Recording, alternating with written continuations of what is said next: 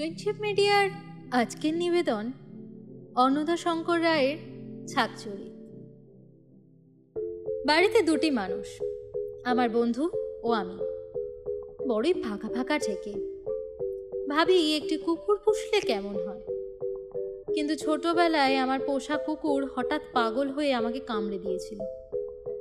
তারপর লন্ডনের সেই যে পোষা কুকুর ম্যাক্স, যাকে নিয়ে অবসর সময়টাতে নানা আমোদ করা যেত, একদিন সকালবেলা তাকে খুঁজে পাওয়া গেল না। হতভাগাটার একটা বদ স্বভাব ছিল, যে তাকে আদর করে ডাকতো তারই সঙ্গে সে বোকার মতো ছুটত। খুব সম্ভব কোনো কুকুর চোর তাকে ভুলিয়ে নিয়ে যায়। আমরা কত বিজ্ঞাপন দিল, কতদিন ও কত রাত পথ চেয়ে রইল, কতবার পরের কুকুরের গলার সুর শুনে লাফিয়ে দিয়ে উঠল, ভাবলুম ওই যে ম্যাক্স এসছে। অবশেষে একজন বললেন লন্ডনের একটি গুপ্ত স্থানে চোরাই কুকুর সস্তায় বিক্রি হয়। তিনি ঠিকানা দিলেন, সেখানেও ম্যাক্সকে বিক্রি হতে দেখা গেল না। তখন আমরা দীর্ঘ নিঃশ্বাস ছেড়ে বললুম, যাক, মরে তো যায়নি মোটর চাপা পড়ে। মরলে সে খবর চাপা পড়তো না। ম্যাক্স যেখানেই থাকুক, বেঁচে থাকুক। এই ঘটনার পর আর কুকুর পুষতে কার সাধ যায় বলো?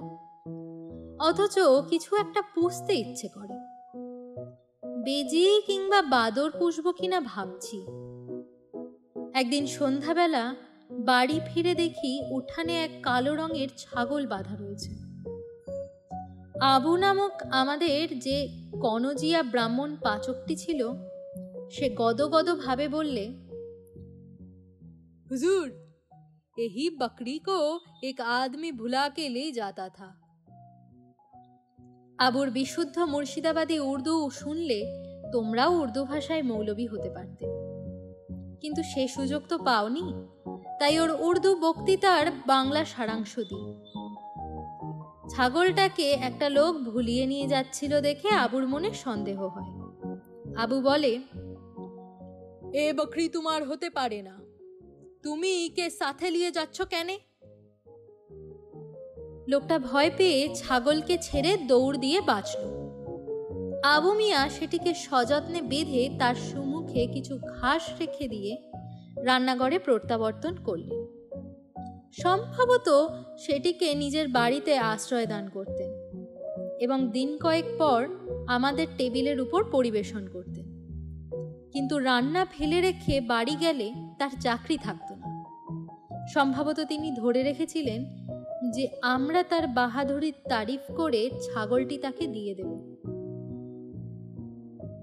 আমি ভাবছিলাম, ছাগল পুষলে তো মন্দ হয় না, খরচ কিছুই হয় না।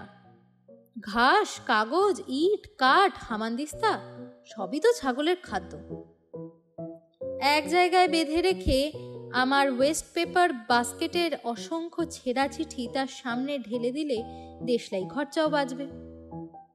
কিন্তু না জানি কোন গরিবের চোখের মনি এই ছাগল, আমরা তাকে বঞ্চিত করতে চাইনি।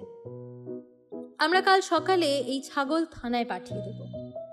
তবে এই নধর প্রাণীটিকে এর মালিকের হাতে পৌঁছে দেবে কি নিজেদের উদরে পৌঁছে দেবে, সে বিষয়ে সংশয় যাচ্ছিল। খোয়ারে পাঠিয়ে দিলে হয়তো গরিবের 2 পয়সা লোকসান হবে, তবু ছাগলটিকে তো আস্ত পাবে। আবুকে বললুম, কাল उसको पाउंड में जरूर बेच देना, जिसका बकरी वो छुड़वा लेगा। এই দেখো, আমিও উর্দু বিদ্যায় আবুর দোসর। আবু ক্ষুণ্ণ হলো, প্রতিবাদ করল না। আমাদের আহ্লাদের পরে ছাগলটির প্রতি করুণ দৃষ্টিপাত করতে করতে যাবার উদ্যোগ করল। এই সয় ছাগকণ্ঠের ভাষায় প্রথম শুনলুম। আবু বলল, ও কিছু নয়, আপনি ওইখান থেকে সরিয়ে অন্যত্র বাঁধতে যাচ্ছেন বলে ও আপত্তি জানাচ্ছে। ছাগলদের সহজেই একটা জায়গার উপর মায়া পড়ে যায়। আবু তার বাড়ি চলে গেল। বন্ধু গেলেন নিজের ঘরে ঘুমোতে। আমি ঘুমোই উঠানের দিকে দরজা খোলা রেখে, তারাময়ী নিশীথের প্রায় নিম্নে। একটু তন্দ্রার ঘোর লেগেছে। অন্ধকার রাত্রি। হঠাৎ ছাগলটা চিৎকার শুনে চোখ মেলে দেখলুম তার আশপাশে একটা শিয়াল। ছাগলের মতো সর্বজনপ্রিয় প্রাণী কোথা থেকে এক শিয়ালকে আকর্ষণ করে এনেছে। অগত্যা উঠতে হলো। হুঙ্কার দিয়ে শিয়ালকে তাড়া করে নিয়ে গেলুম। শিয়ালটা টের পাক যে তার চেয়েও ভয়ঙ্কর প্রাণী ভূভারতে আছে। এদিকে ছাগলটা সেই যে করা শুরু করলো, সে আর থামতেই চায় না কিছুতেই। যতই মাথায় পিঠে হাত বুলিয়ে অভয় দিই, কিছুতেই থামে না। তার কাছ থেকে 2 হাত দূরে গেলে তার সুর সপ্তমে চড়ে ওঠে। নিজের হাতে সেই অন্ধকার রাত্রে বাগান থেকে ঘাস তুলে আনি, খায় না, শুধু ডাকে।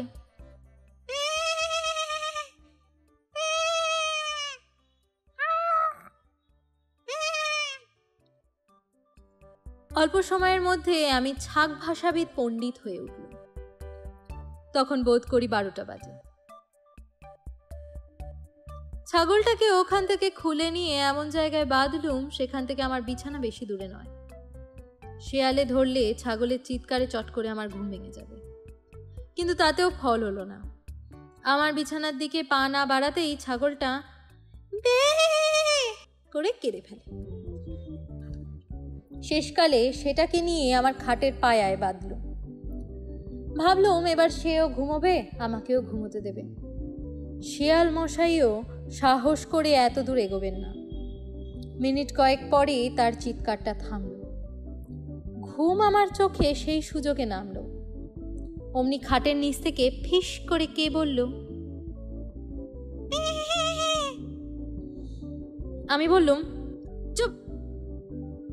সে আর একটু উঁচু গলায় বলল, আমি বিরক্ত হয়ে বললুম ব্যা। তখন দুজনে মিলে পাল্লা দিয়ে কিছুক্ষণ ব্যা করা চলল। ভেবেছিলুম ছাগলটা হাল ছেড়ে দিয়ে চুপ করবে, কিন্তু সে তেমন জানোয়ারই নয়। সেই 4 পায়ের হাই হিল জুতো দিয়ে মেম সাহেবের মতো খটখট করে খাটের নিচের মেঝের উপর পাইচারি করা শুরু করে দিল। ছাগকণ্ঠের আর্তরব একবার আমার মাথার দিকে আসে, একবার পায়ের দিকে যায়। হতভাগাটা খাটের তলায় ঢু মারতেও চায় না। অকৃতজ্ঞ, অবাধ্য, অভদ্র ছাগল। ঘুমের মায়া ত্যাগ করে সেটার 2 শিং ধরে হিড়হিড় করে টেনে চললুম একটা খালি ঘরে। ইচ্ছা করছিল তাকে কেটে কুটে কাবাব বানিয়েই খাই, কিন্তু হাতের কাছে হাতিয়ার ছিল না, এবং কাবাবে বিস্তর আয়োজন লাগে। তাছাড়া ঘুমটা যা পেয়েছিল সে আর কি বলবো। প্রায় 1টা বাজে। খালি ঘরে তাকে বন্দি করে ফিরে এলো, কিন্তু তার সেই ছাদ ফাটানো আওয়াজখানাকে বন্দি করে কার সাধ্য। আমি বিছানায় শুয়ে 2 কান বন্ধ করে থাকলুম, কিন্তু অমন করে থাকলে ঘুম আসবে কেন? গেলুম আবার সেই ছাগলের কাছে। 5 মিনিট গভীরভাবে দাঁড়িয়ে চিন্তা করলুম, যদি গেট খুলে রাস্তায় ছেড়ে দিই তবে শিয়াল ছাড়বে না, অথচ এমন দজ্জাল ছাগলকে 1 মুহূর্ত বাড়িতে রাখতে নেই। শেষে কি মনে করে তার গলা থেকে দড়ি খুলে দিয়ে তাকে বাগানে ছেড়ে দিল। এবার আর সে ডাকল না। সকালে উঠে তাকে বিদায় করে তবে অন্য কথা। ধন্যবাদ এতক্ষণ সঙ্গে থাকার জন্যে।